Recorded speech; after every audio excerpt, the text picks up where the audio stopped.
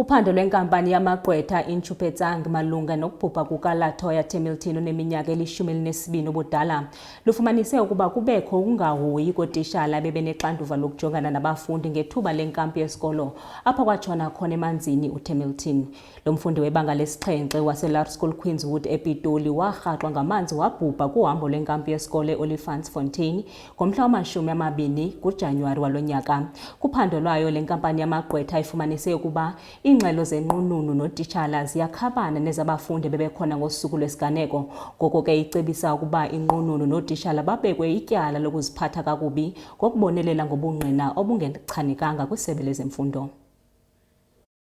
Basemanzini abilayo oothisha besikole samabanga aphantsi sePitoli School Queenswood kulandela isigameko sokumenza kumfundo benza ibanga lesikhombisa uLatoya Temilton esenzeke e-Olifantsfontein mhla zingama-20 kuMasingana kophezulu.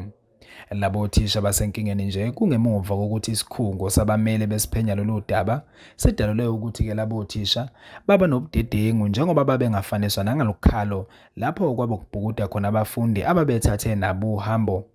Baphinde ke baveza ukuthi labo othisha kufanele ke bejeze ngokukhuluma amampunge ngenkathi bethula ubufakazi ngalolu daba emnyangweni wezemfundo. Found that there was very little supervision, if any, by the educators on site. We say this because during our investigation, it was only the facilitators of the camp that could give proper account to the site, as well as the learners who advised on how Latoya has drowned.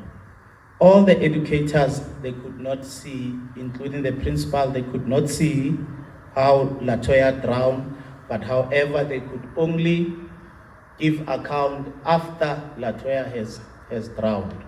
Therefore, in contraventions of that, the principal as well as certain educators, and then they were found wanting in relation to that, and they will be accordingly charged in relation to that.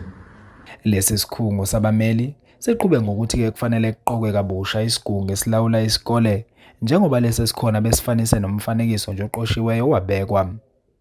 We further found on the SGB that the SGB at the school is non-functional, and then therefore as this recommendation were actually drafted sometime in February, and we also found a conflict of interest there where the SGB chairperson was not active at the school activities, but he is extremely involved in the construction of the school as a service provider of the school. Babese beveza ukuthi umnyango wezemfundo kufanele unxephezele umndeni kaTemilton ngokulahlekelwa umntwana wawo ezandleni zesikole. Ezindabeni zeSoweto TV, Kubekho umqondisi Myeni.